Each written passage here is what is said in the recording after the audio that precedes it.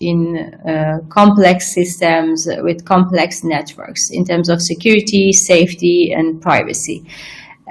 For this reason, we invited Professor Paolo Verissimo, who has a lot of experiences and contributed significantly in diverse areas, including resilience computing, cybersecurity, dependable computing, and many more. Professor Paolo, thank you very much for accepting the invitation. It's a great honor for me to be your host. Whenever you're ready, the floor is yours. Please go ahead. Okay, thank you very much. I mean, it's so good morning, good afternoon, whatever. I mean, where I am now, it's 5:30 in the evening, and so it's always a pleasure. I have been, you know, I've been attending LADC and since the first hour. I think it's a great initiative, really, and so I hope it continues. So what I want to share with you is actually it's how we should think that systems will evolve incorporating AI, but in connection to cybersecurity, dependability, safety, and so on. Hence the title, AI for cybersecurity versus cybersecurity AI. And so I am in Saudi Arabia now, after having been 6 years in Luxembourg, and previously I was in Lisboa, in Portugal, University of Lisboa. And actually, I've been working on dependability, safety, you know, security, resilience, and I am founding. So it's been a year. I'm in Saudi Arabia. I'm founding a center, research center, whose title is Resilient Computing and Cybersecurity Center. My idea, by the way, that would be another talk, is that resilience is the cybersecurity of the 21st century, and this will come evident towards the end of the talk. So the mission of the center is obviously to create excellent research. The university is a private, you know, graduation, post-grad only university. It's called KAUST. You can Google it. And obviously, we want to set up something that is internationally valid, is at the state-of-the-art frontier, and of course, then, you know, permeating the tissue, you know, training people that will make, you know, informatics evolved in the country. There is some mic which is on, and someone, you know, a king. Yeah, please, would you be careful about that?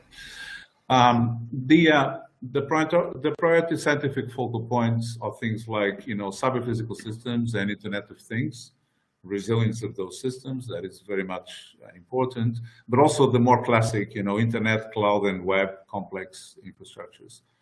And there are two semi-orthogonal topics that are very important in our opinion. One of them is about the trusted embedded components, because if you see what's going, you know, people have these components, you know, in SGX and trusted execution environments, and they're actually probably not behaving completely at the level that they're expected, which is ultimately trusted components.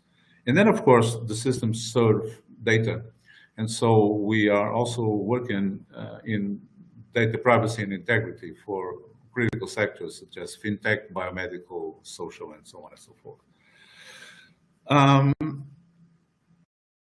It's probably interesting to share with you how we are structuring the center, because actually we think of focal points, focal topics as things that tell people, that the society at large, that we hope to have results in these areas, these 4 areas that appear there. And of course, then to achieve results there will be research lines. And of course, research lines have, I'm not going to read it, but just obviously there will be the more focused, the more specialist topics that we want to research on.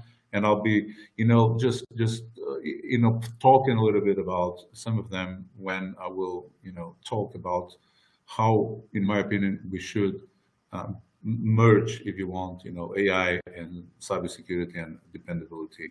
And so the idea is that, you know, over the years, you just feedback to the research groups, and through projects, you come from the research lines to producing results on these 4 areas. All right, so let me tell you what is my view of what is the situational awareness about the cyberspace today.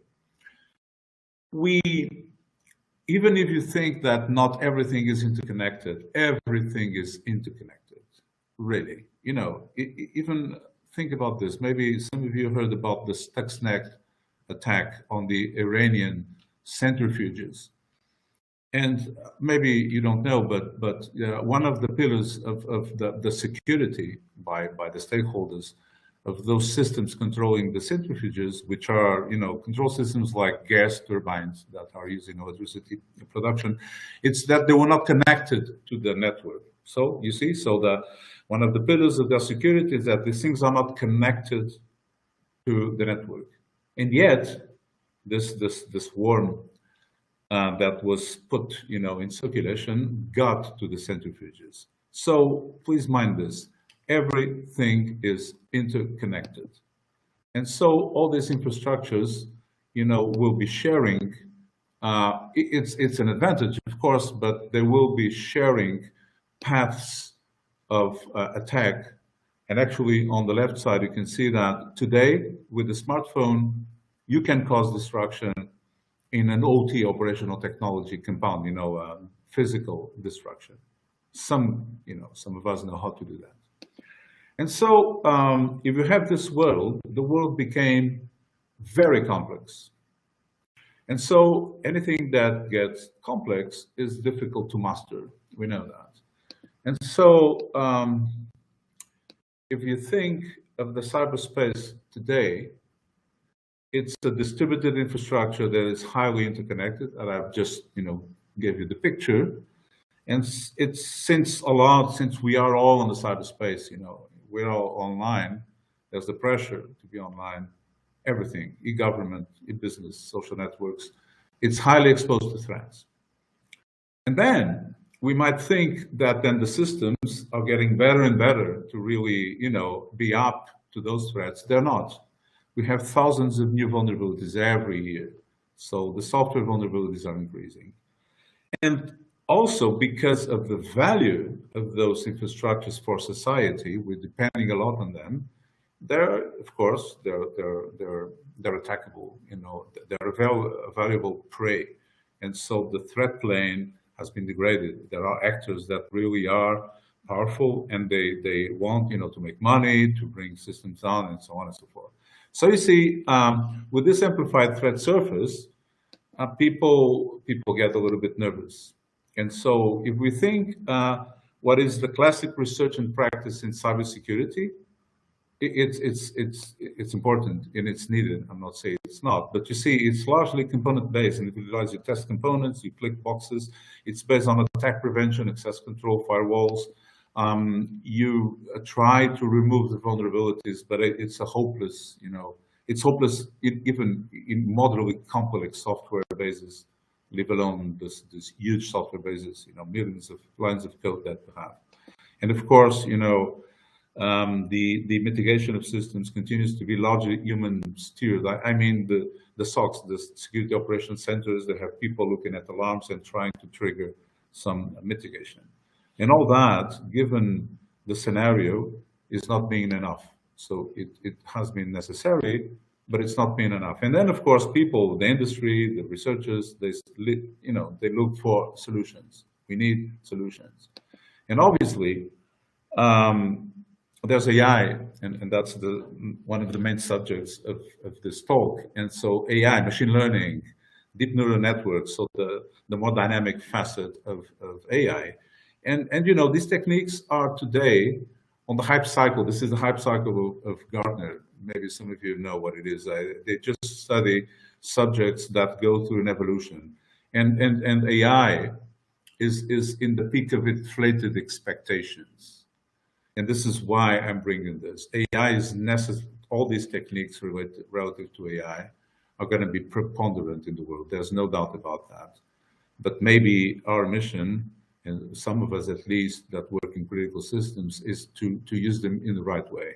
And when you have inflated expectations, what happens, of course, is that there's a tendency, you know, to spray techniques all over. And this happened with a lot of techniques over the years. All these techniques that get to the top of the hype cycle, you know, you think that you solved all the problems of the world, you know, like, you know, spraying. And so my mission here is to be devil's advocate and try to give you some points of thought. So you could use AI for everything, but really I think that you should use it for what is needed and when needed and in the right way. And you should avoid pitfalls. And where I and some people present in the workshop, I'm sure, although I'm not seeing them, I know that they're there, and other people, where we come from is critical systems that really have to deliver, otherwise something bad happens. So it's not just, recommendations for movies or social network preferences and, attribution of reputation and all that. There are things that are much more, critical. And so you should avoid pitfalls, because depending on the techniques of AI, generically speaking, that you use, they give you different guarantees of determinism, predictability, repeatability. I mean, there's a huge difference from the rule-based logic category of AI to the pattern-based learning dynamic category of AI with that respect. So we should be very careful about what other things we're using. Because you see, in some applications of AI today, something went wrong and they say, oh yeah, right, bad luck. So let's try it again, let's fix, let's improve the learning and all that. If it's autonomous driving, it may be too late to kill someone. And the other thing that we should be careful, and I see a lot of AI-based blah, it's, AI should be used in a principled way, not to fix. Because if you want to fix something that is already not working well, what good is that? I'll give an example. Intrusion detection systems, IDS, are a very important part of today's, state of practice, obviously, because until we have something better, that's what we have. But everyone knows that they don't cover all the bases, and they have problems of completeness and accuracy, both, depending on the category of IDS system that you're deploying. And so some people, for example, in some years ago, they thought, oh, so yeah, IDS is not, enough. So let's come up with IPS, intrusion prevention systems, which would be a fix to IDS. But IDS was the problem, the insufficiency. And so that, proved that it was not the way to go. Well, if you try to fix ADS with AI, and today there's a set of work called AI-based intrusion detection, we should be very careful, try to understand exactly what we're talking about, because if you're fixing something that was already not up to the current threat plane, maybe you'll have a disappointment. So you see, that's I'm sharing a look, this talk, and I hope we have time in the end for questions. And I'm just raising, doubts and problems, and it would be good to hear your opinion about them. Now, the other, so this is AI for cybersecurity, dependability, of course, both go hand in hand. But now let's look at the other side. How cybersecure, how dependable can AI be or should be or whatever? And there also, depending on the fields, we are seeing the result of this optimism, of this inflated expectations. I mean, we have been looking, for example, at some papers in the biomedical domain, and the concept of explainability and robustness of some fields that are using AI and biomedicals, unfortunately, one of them is worrying, to say the least, because you see, if you need to certify something, you have to have pretty good assurances of understanding the thing. It cannot be like, well, this deep network works, although we're not completely sure how it works. And why is that? Because in the end of a certification process, you have to write, to the best of our knowledge, industry practice, blah, blah, blah. And then depending on the objective, it could be that, this thing has a probability of catastrophic failure below 0.000, blah, blah, blah. And, you cannot do that if you don't understand the system. But, and going further on this probability of failure, there's a notion of risk minimization, which is, in many, industrial systems, for example, nuclear power stations and all that, there's a notion of risk minimization, which is, okay, things can happen badly, but then, you know, the impact of whatever event, because impact is one of the facets of risk, we know, is below blah, blah, blah. And you see, then this requires pretty, you know, precise notions of robustness. And, you know, when we're seeing, you know, analyzing some papers about AI, probably something must need on the core lessons exactly with these fields of dependability and AI. Now, you use AI, and then you could use AI for quite critical things that improve algorithms that we wanted to make right despite attacks. What if attackers use AI themselves?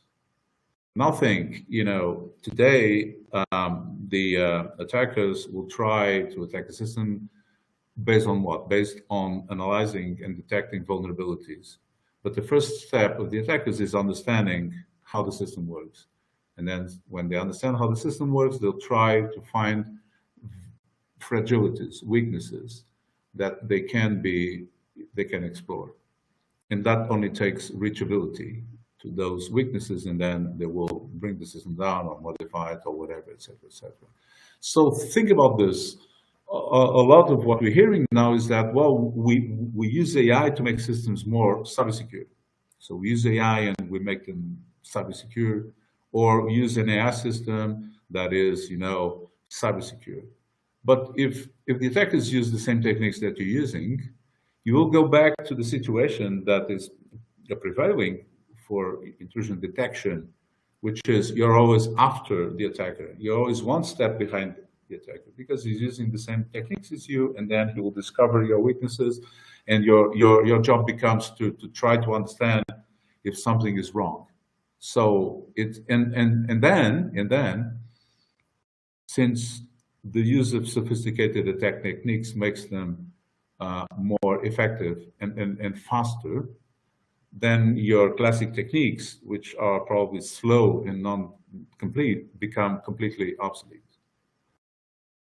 And, you know, this is analyzing, you know, what we have been seeing currently. Most of the papers about adversarial ML, they are at that stage. It's important that they exist because they're raising this problem. You know, we are using techniques that, given, you know, the proper attacks on the data plane or even in the control plane, you could produce, you know, different, I mean, instead of a traffic signal, it could be a square or something like that.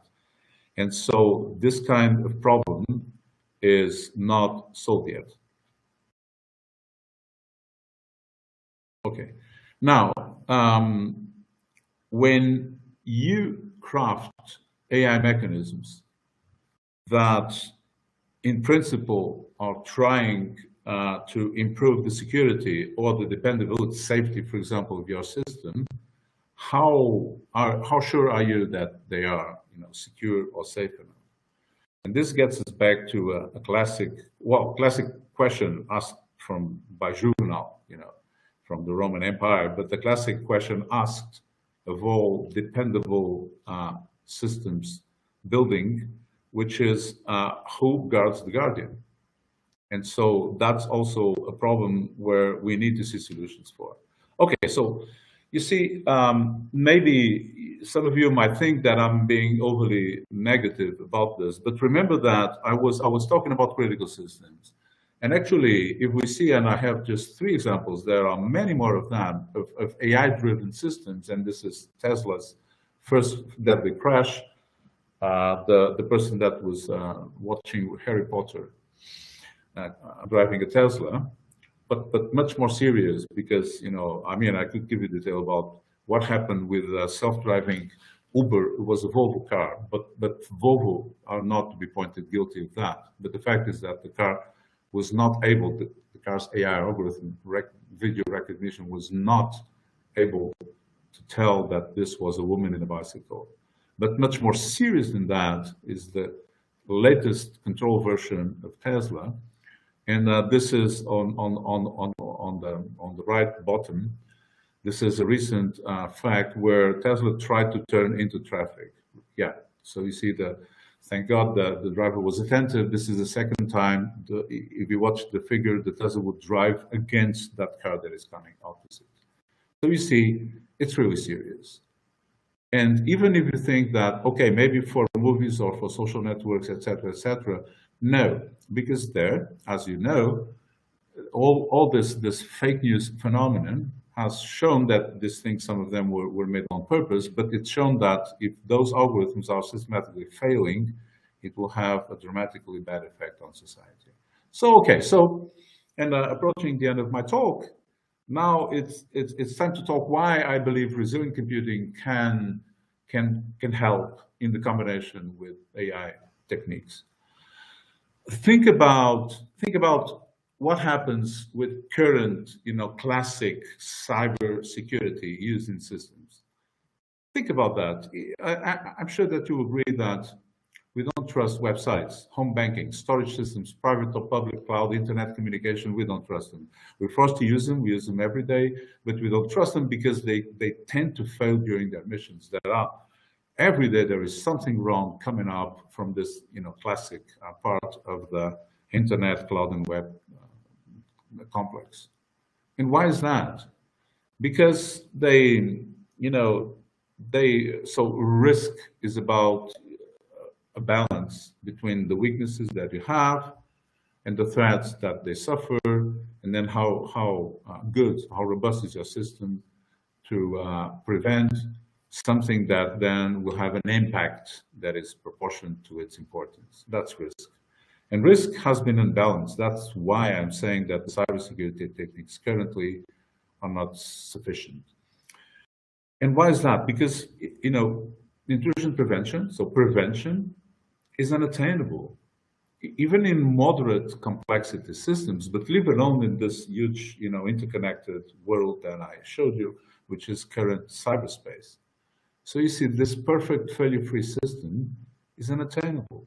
And this is why classic cybersecurity techniques, it's not that we're going to wipe them out, but they're not sufficient. So now let me give you another facet. Some of you, like me, we come from dependability. So let me give you another facet. I'm sure that, the majority of us trusts planes and trains and rockets and probes, satellites, nuclear power station, even standard cars, which are largely computerized today, and we trust them. I take a plane, I don't even think about that. Why? Because they don't tend to fail during their missions. That's why. And why is that? Well, exactly because they're based on a very powerful and humble paradigm, which is all that works fails. And so, since all that works fails, what dependability has been doing over the years is to componentize systems, to modularize them, and let components fail, but prevent the system, the big thing, from failing. And of course, I'm not going to give a lecture about that, but I'm sure we're talking about automatic fault tolerance, recovery, masking, redundancy, reconfiguration, self-healing. All these techniques, they address the thing that some parts of the system, and let's call it a minority, will fail. And then we make it that they are not single points of failure, meaning they will not drag the failure of the whole system. And you see, this is a case for non-traditional approaches to security that started being developed 20 years ago. Things that we now call intrusion tolerance. So it's the same as fault tolerance, but again, attacks. So you see, if we leverage the best of security and dependability, we have, a very good combination to address those threat planes of the world, the cyberspace today. And, especially two things that dependability teaches us are very important. And I'm going to come back to here when I talk about AI now in the wrapping up of the talk, which is we should identify uncertainties and weaknesses exhibited at component level. This is what we call the fault model. And then we should craft mechanisms that address them to produce, despite these weaknesses and unpredictability, predictably correct system-level results. Now, this is important because, of course, when we use AI, a lot of its qualities are to, come with unpredictable, behavior that, but it's learned and in principle solves the problem. So maybe we should be careful about where we put AI working, because the result of two, the system level good behavior is always conditioned by how well we did one. And so when you design for resilience, and I'll be quick here, in a nutshell, is because, resilience from the dictionary is what you can, I don't know if you can read because there's a bar in my screen, I don't know if you can see it, but resilience, is the property of going back to the original shape after being bent, stretched, compressed, elasticity, plasticity. So that's what we're talking about. And actually, it's still a research field, of course. But what you have to do is to design systems that from first hour have the hooks, if you want, for defending from anything. And then, of course, adapt it to the needs. So they should cope with accidental faults, design errors, cyber attacks, unexpected operating conditions. And then they should be able to be tuned, in an incremental way. So, because, it's different if you have a banking system or a site selling T-shirts. And then if they are able to be tuned in an incremental way, and they're able to continue responding and adapting to threats in a sustainable way. The sustainability, if you remember, is because, obviously you have to continue rejuvenating the system and self-healing and all that. We have a system that continues operating in front of a large level of uncertainty. And of course, this is where then AI may come to play a very important role. But it's not by spraying over or replacing the techniques, but that's my view. All right. So AI actually, will not for these systems that are critical, where you have to give some assurance. What you have to do is to find out the right combination of classic systems and AI-driven systems to reinforce and enhance and complement, the existing techniques, then with the capacity, especially the creative capacity of learning-based part of AI. Right, really. But let's recall some system awareness principles that I think AI can leverage, and because that will probably be the start of the conversation now and then talk about how and where we should put AI. This principle, there's no trusted data over non-trustworthy systems. You see, it's been very often forgotten in the recent years. I've read papers that completely forget that data does not compute. Computers compute. And so the minute you lose the system awareness, the minute your data science level algorithm loses the perspective of where it should run, you have an ample surface of threat there. Then think about this thing about the AI mechanism that you cannot explain very well, but they seem to work. Well, you see, every non-substantiated assumption is a weakness. So every assumption whose coverage you're incapable of determining with a certain precision is a weakness. And for accidental faults, so the classic craft of safety, cars and nuclear power stations, it kind of works because it's Mother Nature. So even if this isn't perfect, you'll be there. But for malicious faults, this is extremely dangerous because if you cannot substantiate this assumption, this is something that the hacker will attack. And then even if you are in a more classic embodiment, for example, cryptographic, in cryptography, there's the notion of mathematical notion of provably secure algorithmal cipher. So there's a provably secure cipher, something that has been proven never to fail. But the problem is that the minute you made a system out of it, you don't get the provably secure system. That's impossible. You see, you get a system with a coverage of some nines, hopefully, and that's the coverage of the assumption. This is why these two bullets are interrelated. Now, this is a provocative thought, there's no trusted artificial intelligence on non-trustworthy artificial brain. But this is something where I think it's the point where I think the good use of AI and ML can really be achieved. So getting to the end, there's an architectural construct, because there will be several ways of doing this, but this is one way that we have been working on for the past years. So this is called architectural hybridization, and it's a notion, introduced quite a few years ago, 20 years ago, 22 years ago. And actually, it's a notion that you craft a system as well as you can. And the metaphor is this green thing with some reddish little. So this is not going to be perfect. And it's most of the system. And it's going to have weaknesses. And then you can build it with techniques that try to moderate them. But it's not going to be perfect. And then the notion of hybridization is that you're going to build hybrids. You're going to build this ultimately trusted components. They could be just simple hardware things or trusted execution environments. And they anchor, they're deterministic, they're pretty rigid, they have been validated, they anchor the good working of the system. Now, I guess you're guessing where I want to go at.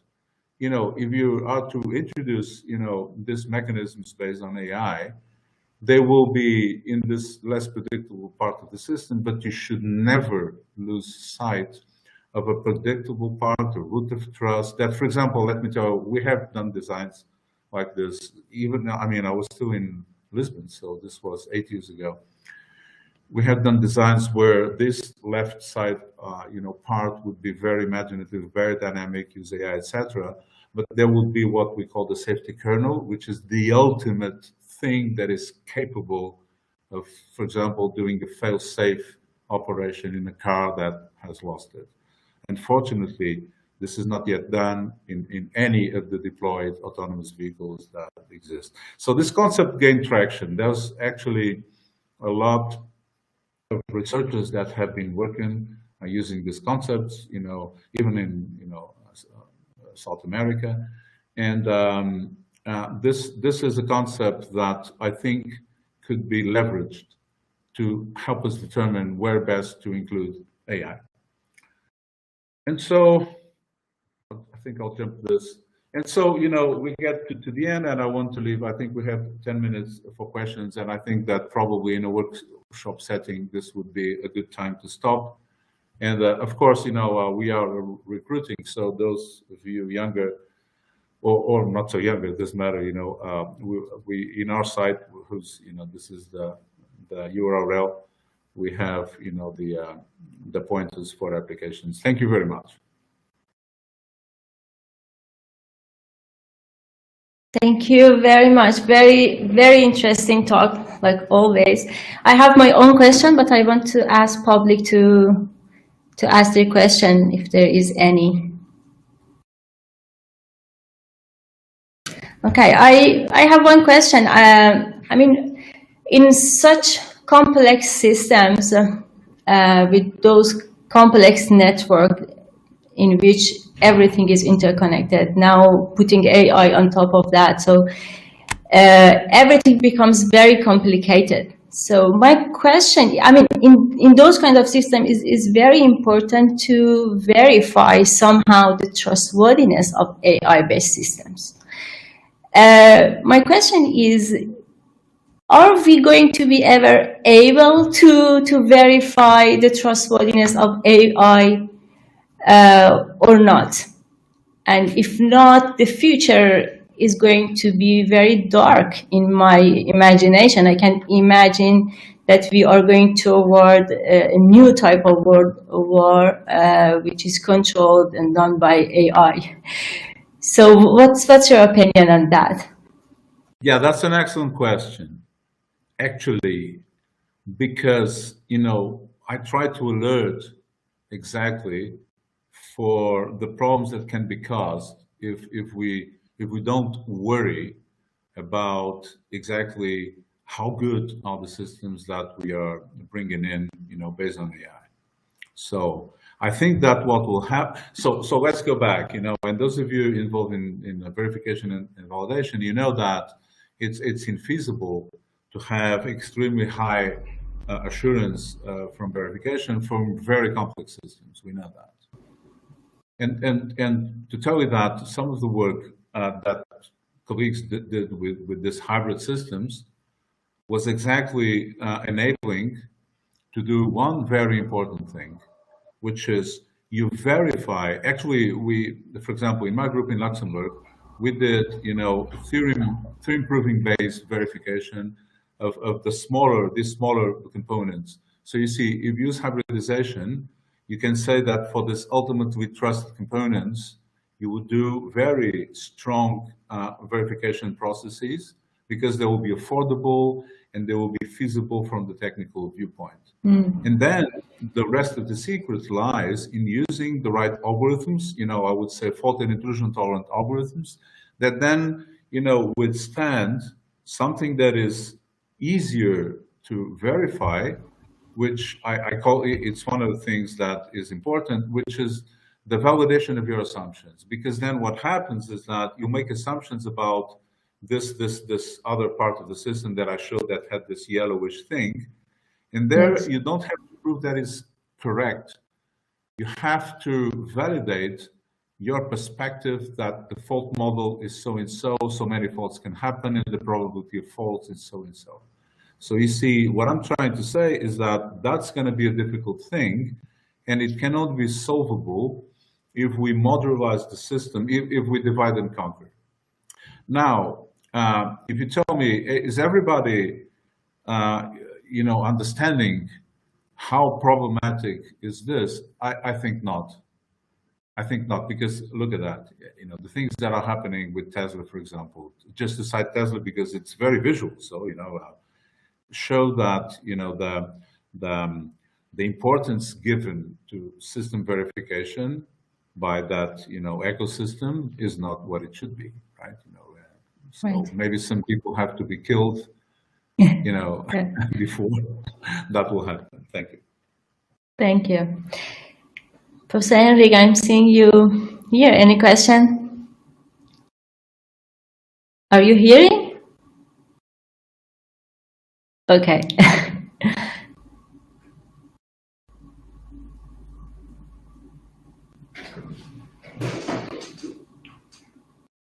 But we are not hearing you yet.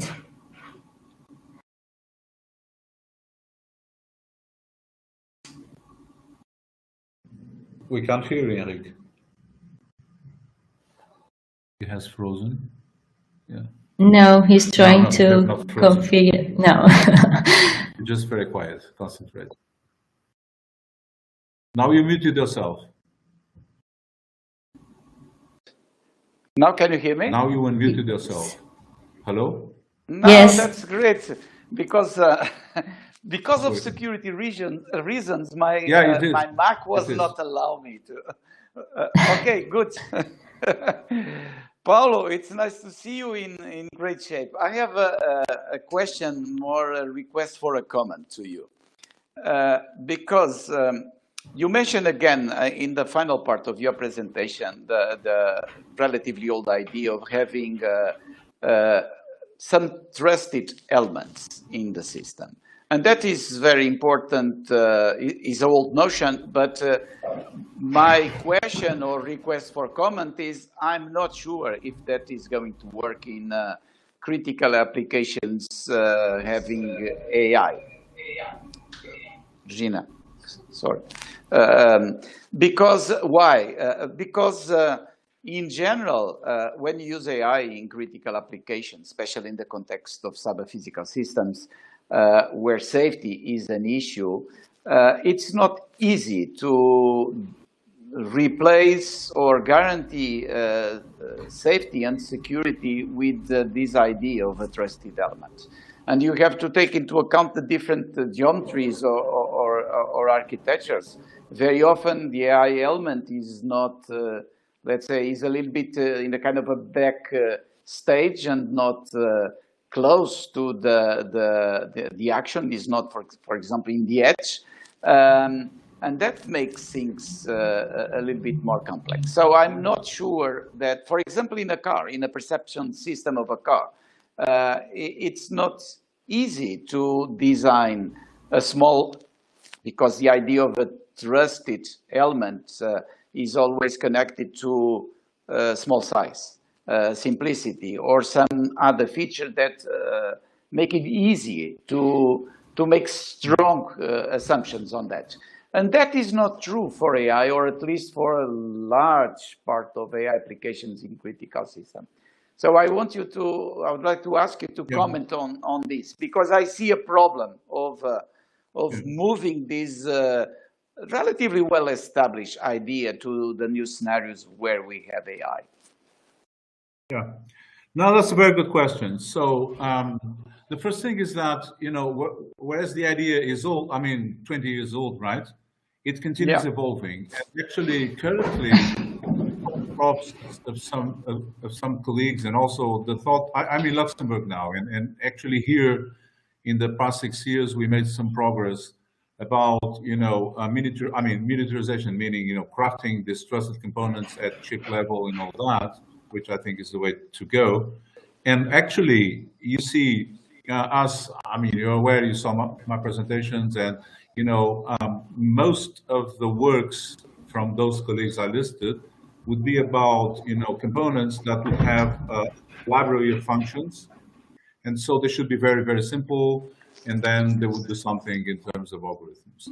But now, for example, with the notion of trusted execution environment, if it is well done, and if the problems of SGX are overcome, you start having an environment with a reasonably high capacity for executing, which is not as simple as previously, although it should not be too complex. And I think that this is the way to go. Why? Because if you look at the Mobileye architecture, well, Mobileye architecture, Intel, right? They have this dual things, and one of them is slightly simpler than the other. That's their idea. But you see, slightly simpler doesn't mean correct. It will still have problems. So I continue thinking that in the end of the day, you have to have an ultimately trusted element that saves your skin. Now, this said, I don't believe in the edge processing, in the delocalized. I think it's extremely dangerous. So we'll have to have a few people killed because the AI element that was processing something on the roadside intranets could not reach out to the car and say, "Oh, man, I told you to do this." Yeah, but that was 1 minute ago. Now we crashed. So I think that there has to be enough level. So you see that the edge elements, AI elements, will be useful for less critical functions, but then the car must be autonomous, even with regard to AI. And then there has to have this component that is really what saves your skin. I can tell you that although car makers, it's not in any deployed system, in a project that you heard about it, the Carrion project, and so there were people from the Scandinavian car makers, from Fiat, from the industry side, and you see there the experimentation was with the 3-level system. So we have this super high-level AI system that would be very versatile, full of goodies and all that. Then we have a second level, which is more conservative if the power or the communication was not good enough. And you would have the safety kernel. The verification showed that the safety kernel, which, by the way, unlike the Mobileye architecture, is not you hand over. No, the safety kernel takes over when it detects something very wrong is happening. And I think that's probably the way to go. But this is a very good question. We should continue brainstorming about this, because I understand that so that's a research. So the research problem is, what is the good combination in architecture of these components? Yeah. Exactly. Thank you. Thank you. Any other question? I have one final question, and the question is, you talked about the resilience computing for AI. So the difficulty that I have is how we can really measure the resilience of AI, because AI-based systems are like a sort of black box decision-making systems. So how the resilience of such a system can be measured? Oh, but that's the problem. No, it just touched it. I simply believe that, you cannot, you know, I mean, you should not. I mean, depends on which block. You know, in America is a little bit different. We know. I mean, Europe, I think, is going the right way in autonomous vehicle. I mean, I'm insisting autonomous vehicle because, of course, it's a very, you know, it's a very flashy subject, but it has all these problems, you know. And you see, you cannot, you know, put systems controlling cars that can kill people whose working you don't understand. So you just said it. If it's a black box, how do you want to certify a black box? Okay, tell me, and then if we find credible mechanisms for certifying black box, which to a certain extent that exists, that give you the number of nines that you need, this would work. But does that exist? And you guys are more specialists in that verification area than I, but you know, I don't know, does that exist? So you see, maybe we should change. That was my alert. You know, this Yes, is an alert exactly. call that we should not use any possible AI, you know, mechanism to, at least for critical systems. Right. Thank you so much again for the very interesting talk. If there is no other question, we can go directly to the presentation of the papers. Thank you. And bye-bye. Thank you. Bye-bye. So, Jose, can you play the first presentation, please? Yes, I will take the presentation and start the video.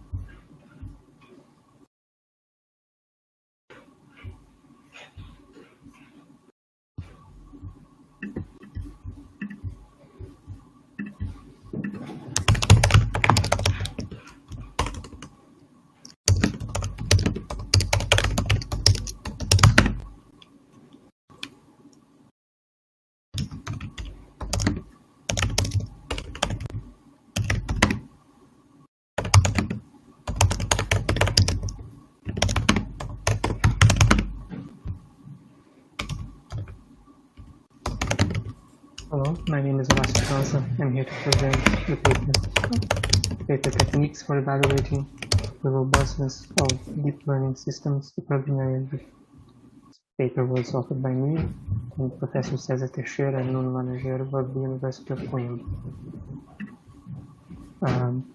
First, a quick summary of what we'll be seeing in this presentation. First, it's going to be a brief introduction. Then I'll talk about how the data collection was performed. I'll discuss our research questions and then see our answers to them, and finish with conclusion and open challenges. First, the introduction. We can see that machine learning is being implemented more and more frequently in many different kinds of systems, in software systems, including many safety critical systems. And one of the most popular forms of machine learning being used is deep learning. And testing deep learning, deep neural networks can be very difficult because they are not programmed directly. They are non-deterministic in nature. They are trained using data instead of being programmed directly.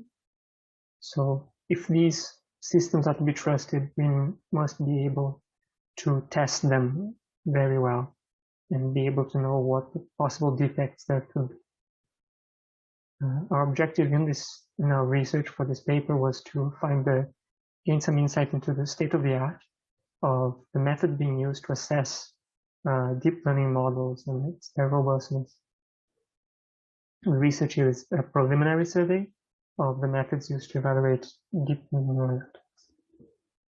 So first, our data collection was done by querying Google Scholar with the term machine learning and adding terms like reliability, robustness, resilience, verification, validation, etc., in order to find papers that were used had methods or techniques or tools that were meant to evaluate and assess these aspects of the deep neural networks.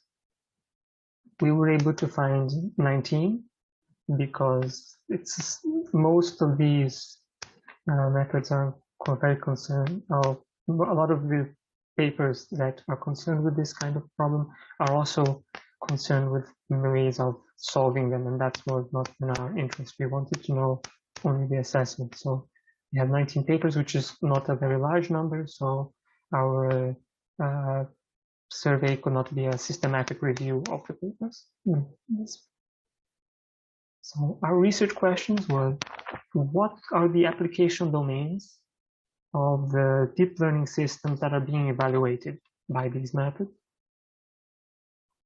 So the second were, what methods are being used? So what kind of methods are they based on? Software testing techniques like fault injection? Are they using adversarial machine learning in order to evaluate this? And what other kinds of techniques were being used to perform these evaluations on the deep learning systems? Third was, what was the target of the deep learning robustness evaluation techniques? So sometimes it depends on what we want to know, what the authors wanted to find in their techniques. They want to assess the robustness of the model. They want to find adversarial examples or find erroneous behavior or other things like that. And fourth, so how much knowledge of the deep learning system is necessary to apply this technique, the technique in the HP. So first, the application domains. We see that most of them were image classification. In this case, it's not that they were necessarily meant for image classification, but that was the type of data set they were using in order to train a model and then use the testing. So most of them used CIFAR-10, ImageNet, and MNIST in order to train a machine, a deep neural network, and then test it. The most common and among the others was autonomous vehicles, because it's a problem. It's an issue that is in vogue right now. There's a lot of people working on making autonomous cars, and you can make a simplified problem out of it by taking images of the front-facing camera on the self-driving car and having the output of the angle in which the wheels or the front wheels are supposed to be turned. Yeah. Other application domains were the aeronautic systems. There's one that the authors claimed that it was for autonomous cyber physical systems in general, and finally there was one for network traffic classification. So the second research question was, what were the evaluation methods? And these were many and very different from one another. So there are some are more based on software testing techniques like fuzzing and fault injection, which are fairly common among the work we found. And there are even others like concolic testing and MCDC. And there are others that are more based on machine learning, for instance. Yang used in both the paper used an ensemble of machine learning models to compare the results with their original deep neural network. So these methods are very varied.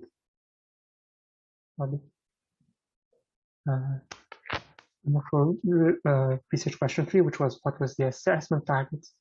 And these are based on what the authors claim.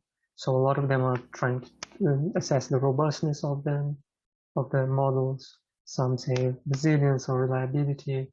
A lot of them, not a lot, a few of them are trying to find erroneous behavior in their things.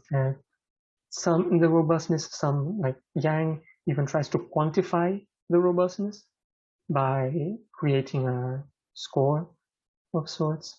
Others are trying to find regions within the input that can be safe can be easily scrambled and would or interfered with by an adversarial way, but and found and have be safe from being interfered with, such as Poisson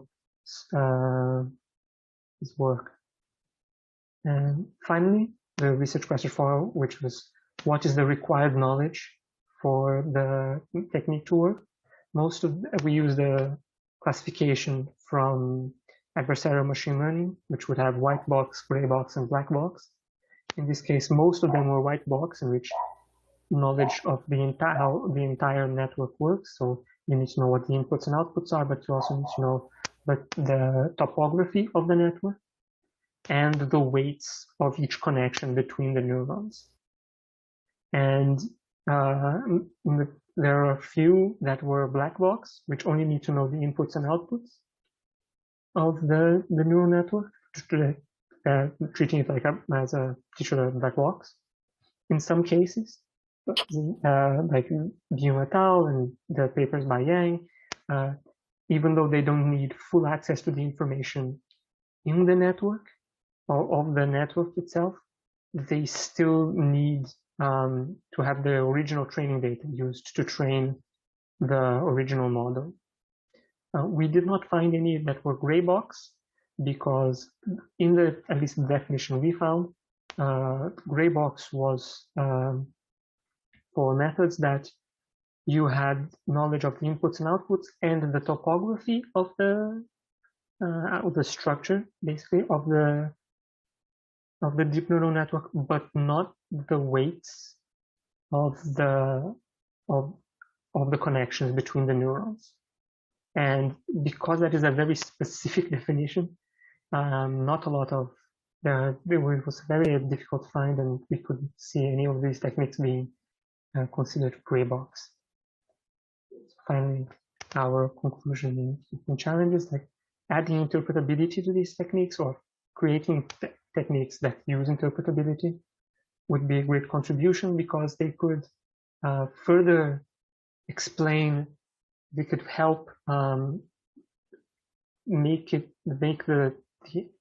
the weaknesses and such of these deep neural networks more clearer for humans to understand, and it may be easier to find a solution to the problem.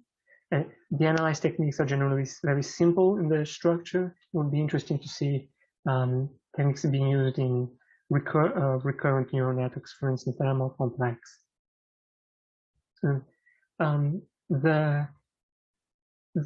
What aspects of these techniques are being tested aren't necessarily very easy to understand, and there's an open space that provide the information of how the level of assurances that they're trying to give is being provided.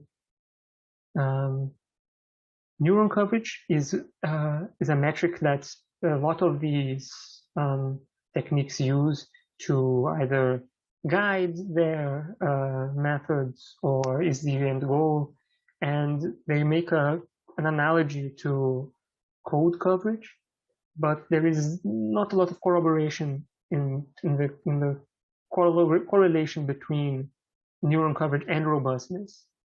So it would be interesting to see that methods that use different ways of finding errors or finding how to evaluate these techniques. And finally, for future works, we intend to continue looking into studies like this and consider other types of machine learning models, such as SVMs and decision trees and things like that, and also concentrate on those that use safety critical systems as their examples. So the data sets would be more relevant to our concerns. That's my presentation. Thank you. Thank you, Horacio. Are you there, Horacio? Yes, I am. Can you please turn your video on? Okay, yeah.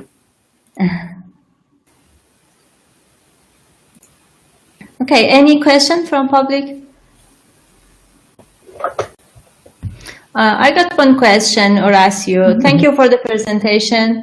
My question is, what really makes a deep learning system different from other software systems in robustness testing? Or better to ask, how the techniques used for robustness testing might be different from other techniques that are used in other systems?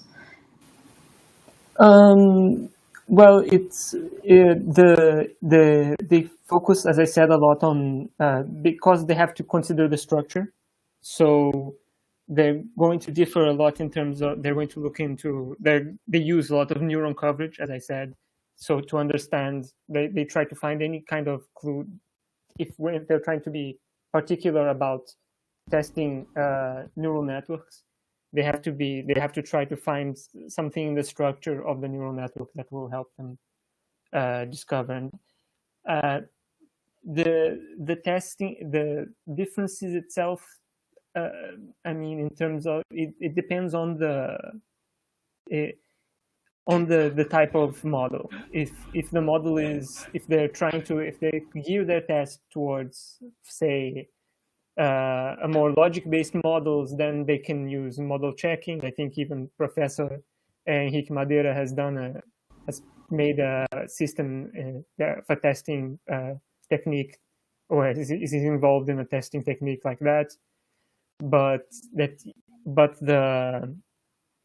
for the neural networks, the deep neural networks specifically, they use a lot of neuron coverage as a analogy to code coverage.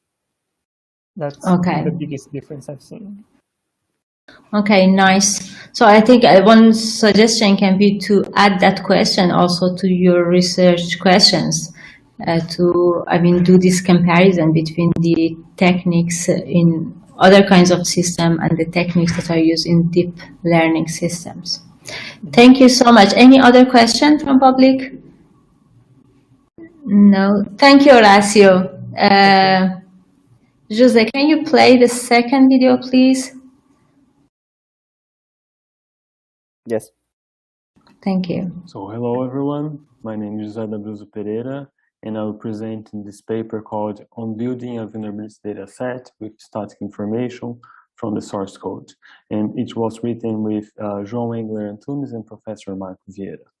So before starting with the content, I just wanted to give you an overview about what is a software vulnerability. And according to OWASP, a software vulnerability is a weakness that can be caused by a design flaw or an implementation bug. So it's basically a problem in the source code that the attacker can use it in order to gain access to the target system. And as a consequence, he or she can gain access to unauthorized data, gain administrative privileges, or manipulate unauthorized data. And some of the side effects for the end user are interruption in the service being offered, loss of sensitive end user data, or financial and legal implications. The context for this work is that we already have several techniques to detect software vulnerabilities, like static code analysis, the use of software metrics with machine learning algorithms, software penetration testing, among others. And there are also some vulnerability data sets that allow us to research on the detection of those vulnerabilities on the static code. But these vulnerability data sets, they suffer from the same problems. The information is not structured in a good way that allow us to obtain more data from that data, or the state data that those data sets have are not enough. Okay, or the data that those data sets have is outdated, does not have all of the information from the most up-to-date vulnerabilities. So that is the goal of this work. to propose a methodology to collect software vulnerabilities and store them in a structured data set. And besides adding those vulnerabilities in the data set, we also want to enhance this data set with alerts from static analysis tools and software metrics. So this is the outline for this talk. I will talk a little bit about the sources of vulnerability information. Then I will present the static analysis tools and software metrics. Then the methodology that we are following to build these vulnerability data sets. And finally, I will present the conclusion and future work. So this is just an example of some a data set, a database of vulnerabilities that we can find online. And this is CVE details, in which we can find several vulnerabilities that are listed from several sources, from several software. And here we have just two examples of software system of vulnerabilities from Linux kernel. And usually these vulnerabilities, they have some structured information like CVEs score, the impact. Usually it also has a vulnerability type and the common weakness enumeration ID. But in addition to those structured data, we also have some other references, some other links that those links will redirect to the bug system that each software system uses, or to GitHub, to some repository of source code that we can find the vulnerability fixes. And this is an example of vulnerabilities that have been fixed. And we have on the left side the code before the fix, and on the right side the code after the fix, in which one of the lines was changed from one of the comments, one of the statements was changed from one line to another one. And we already have some static techniques to detect software vulnerabilities, like static code analysis and software metrics. Static code analysis is a way that we can analyze the source code without running it. And there are several tools that allow us to evaluate the code in different programming languages. Software metrics, on the other side, we have a way to characterize the source code in different properties like complexity, volume, cohesion, coupling, and they do not report the vulnerabilities directly. There are works in the literature that combining those metrics, we can highlight vulnerable code. Usually those techniques are good because we can run over all the source code easily in an automated way, which will lead us to more software vulnerabilities. But on the other side, we also have a high number of false positives, and the software development team will have to spend a lot of time trying to detect the ones that are actual vulnerabilities from the false alarms. So this is the work that we are proposing here, and we plan on building this data set based from this methodology. And we are using as a starting point the work from Alvzero that already has a data set that is outdated with software vulnerabilities from 5 C and C++ software systems, but the data is until 2016. So that's a data set that we want to not only add data from up-to-date years, but also add other sources of information. And now I'm going to zoom in each part of this methodology. So in the first part, we aim at retrieving vulnerability metadata. Like I said before, we have CVE details that we can list all of the vulnerabilities from those 5 software systems. And we can also add some other information from security advisories. For instance, Mozilla has Mozilla Security Advisory, Mozilla Foundation Software Security Advisories. And we also have bug trackers that has other information from these vulnerability fixes. And from this data, we will have a vulnerability entry that we can also get data from the version control systems like GitHub. And from GitHub, we can obtain the source code both before the patch of the vulnerability and after the patch. So before the patch, we are labeling it as vulnerable version, and after the patch as a neutral version. Okay. As a second step of this methodology, we aim at extracting the alerts from static analysis tools and software metrics.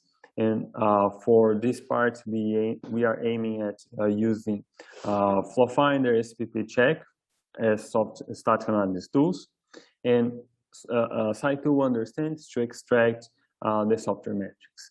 All of this data will be stored in a relational database. Okay. Then from this database, we aim at creating data sets that instead of having the data in a structured manner, we will have the data as in a data set format that will allow the machine learning algorithms to run easily.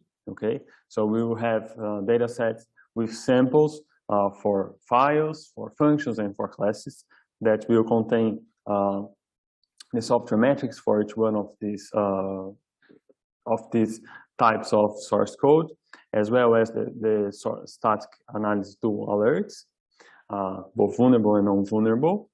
And finally, for the last step, we are going to use those data sets to validate this data set, and we are going to use performance metrics to analyze an improvement in the software vulnerability detection. Okay, these performance metrics can be something like precision, recall, F measure, and so on, so forth. I was mentioning here that this data set is going to be used with machine learning algorithms, but they are not restricted to those types of techniques. So the conclusion of this work is that we proposed this methodology to collect vulnerability, and we are also creating this data set of 5 C and C++ projects: Linux, Mozilla, Zen, LADC, HTTPD. We also are planning on validating this data set using machine learning algorithms. And for future work, we are planning on automating this data collection and adding new projects to this data set. So that completes my presentation. I hope to talk to you and answer some of your questions in the live talk. Thank you. Thank you, Jose. Jose, are you there? Yes, I'm here. Can you hear me? Thank you for the presentation. This is really going to be a very great contribution to the community. Any question from public? Okay, I got one question. What do you exactly mean with validating the data set? Is there any threat to the validity of the data set? Why you are going to validate it? Yeah, the validation part of this data set is because we, for this methodology, we are storing it in a database, and we are also creating the data set to be used in machine learning algorithms or other types of algorithms. So the validation part is to perform some machine learning experiments in order to predict vulnerable code, vulnerable either functions or files or classes. So the validation part is to check if this new data set, this updated data set, allows us to detect vulnerable code. Okay, it means the usefulness of data set somehow, because the data set is valid, right?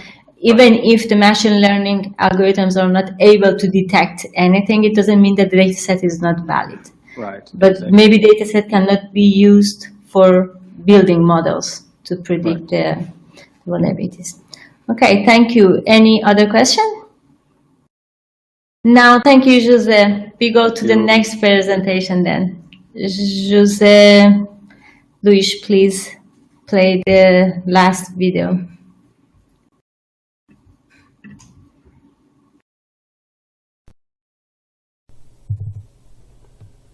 Hi, my name is Igor Zavalishin.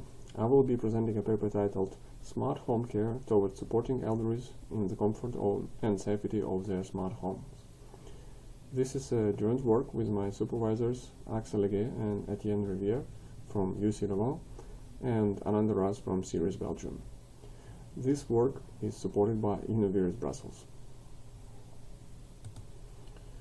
As a motivation, consider this figure showing current and projected share of European population aged over 65.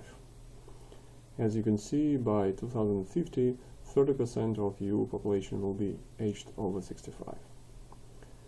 Traditional elder care homes will not be able to keep up with these rising numbers of elderly.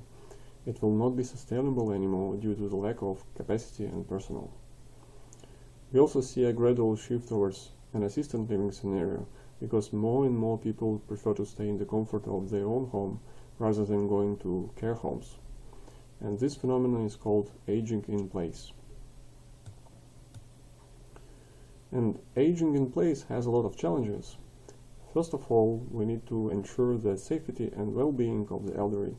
Unlike care homes with 24/7 monitoring and specially trained personnel, people staying at home do not have that, which may lead to dangerous situations like falls that are not discovered immediately and people could not react on time. Social activity of the elderly and interaction with family members and friends is another important aspect. Staying at home may lead to social isolation and have an impact on both mental and physical state of the elderly. So, home care must therefore stimulate social interaction and activities to prevent that. So, in order to address those challenges, we started looking for existing systems, and smart home systems seem to be the obvious choice. However, we soon realized that these systems are inadequate for the elder care and assisted living scenarios. They are made primarily for home automation and are not well suited for use cases requiring monitoring the health and well-being of the elderly users. They have weak safety and, most importantly, availability guarantees. We notice that some events may be lost or not processed at all when the internet goes down, and researchers has previously shown that some applications provided by popular smart home systems are not really safe to use. They are not designed for elderly users, and usability issues remain a barrier for adoption. And finally, smart home systems were found to have numerous security and privacy issues, which are not always obvious for older users, that makes them either acting recklessly and ignoring all the common sense, or ignore the technologies whatsoever. So, as an alternative, we propose a system for smart home care that is surrounded around their elderly person.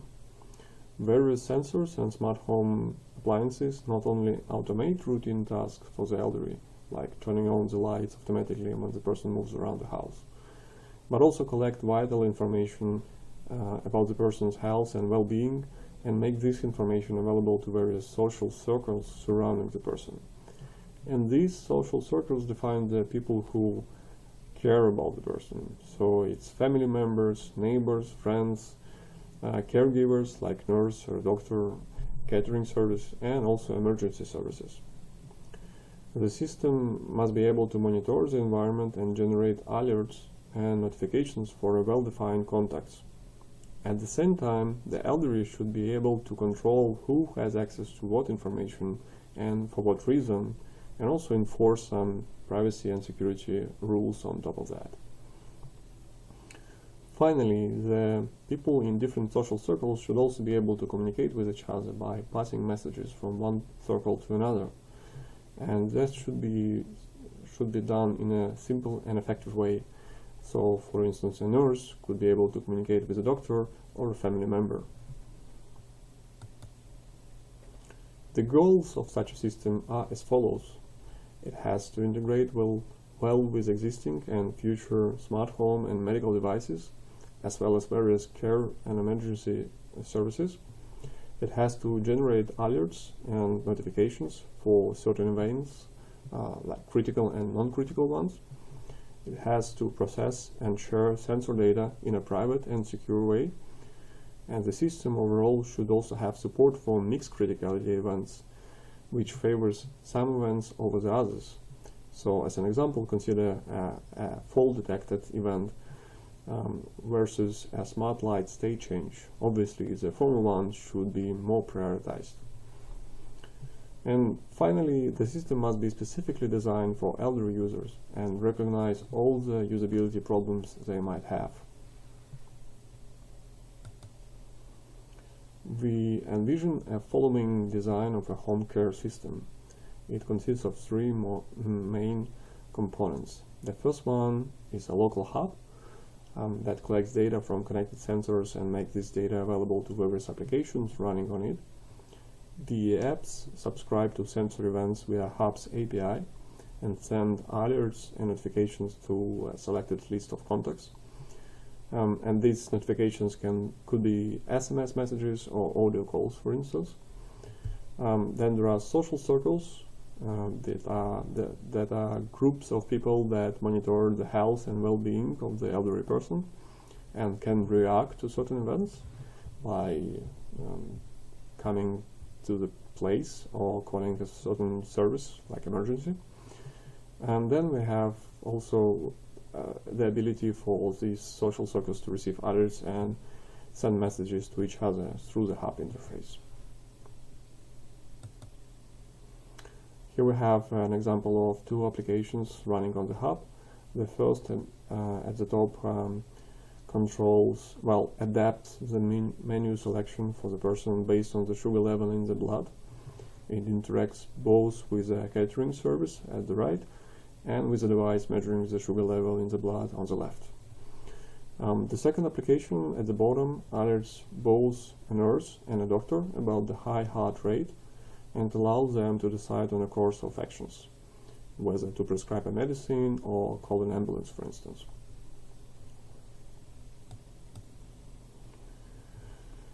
Implementing the vision system requires solving a number of challenges, and the first one is related to the fine-grained access control. The system should have a really fine-grained access control to differentiate between the app's access to raw sensor data and to the obfuscated alternative. One way to achieve that is to offer so-called data bleachers, as we call them, that are offered as part of the API. The applications using them can prove that they're using or interacting with and then sharing a specific type of data as opposed to unknown type of data that the application may access and then share. This makes it easier to control the propagation of sensitive sensor data across the application's code. And usability issues are also another challenge. We have some experience solving that challenge. We have developed a proactive voice assistant that allows to set up and configure system using natural language. And our preliminary results with elderly users look quite promising. Then we have a problem of third-party applications running on a hub. We need to monitor the activity in some way or another. And one way to do so is to use some kind of static or dynamic code analysis, which has been previously done for smart home applications, but it has never been done for the home care applications. And finally, we have a hub that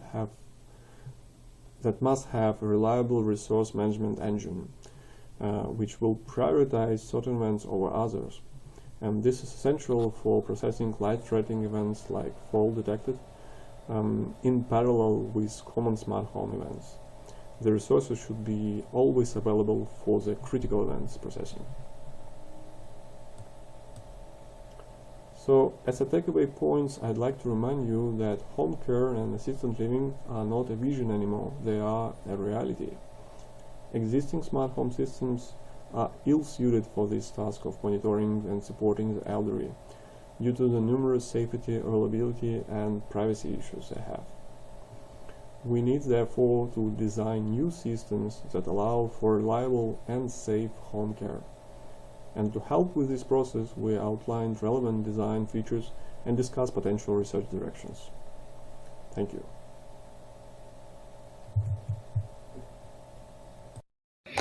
Thank you, Igor.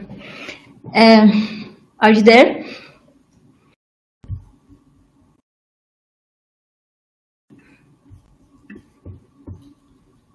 Igor, are you there? Yep, I am. Hello. Thank you for the presentation. A very, very interesting topic indeed, and you explained a very interesting use case in the paper. I really liked it. My question is regarding the properties that you mentioned that should be guaranteed in such a system, like reliability, privacy, flexibility, etc. But what was a little bit confusing for me was that how your solution is going to address that. Let's focus on the privacy, which is a very important property in such systems. You, in your architecture, you have a very central component, which is a smart hub. And you mentioned that it is to preserve privacy somehow. But on the other side, you are using third-party applications for processing the data. So in such architecture, how you are going to guarantee that the privacy is guaranteed in third-party applications, for instance? Right. Yeah, it's a great question. So just to start from where we don't have any specific system implemented right now. We are only starting on this project, and we are highlighting what are the potential problems that we might face or any other research project might face while doing similar things. However, to reply to your question, the main idea behind having a local hub would be to process sensitive sensor data locally as much as possible, so that no raw sensor data ever leaves the home environment. So by default, it should minimize the risks of exposure. And then while having third-party applications code, it is risky indeed, and there is always a problem that the application might be malicious and trying to exfiltrate that data from the home environment. That's why we highlighted that when we are dealing with third-party code that we do not necessarily trust, we need to have some ways to verify the activity of that code, which can be done either through static or dynamic code analysis. And as I said in the presentation, it was done, I mean, it's nothing new here. People have done code analysis for a long time, and specifically for smart home systems. So I think doing similar things with applications that were designed specifically for home care scenario could be a way to preserve the security and privacy properties of the system. Okay, thank you. Nice answer. Any other question from public? If not, we can close the workshop right now. And thank you everyone for participating. Bye-bye. See you next time. Just a minute. Sure. Nagme? Yes, hello. Nagme, yes. Oh, yes. Hello, Anna. How are you? Nice to meet you too. Oh, I'm hot. Here is too hot. Here it's very cold. Yes, I'd you. like to thank you for organizing this workshop, for improve the presentation with a special talk, which was very, very good for the conference. Thank you. It was a pleasure working with you. Thank you so much.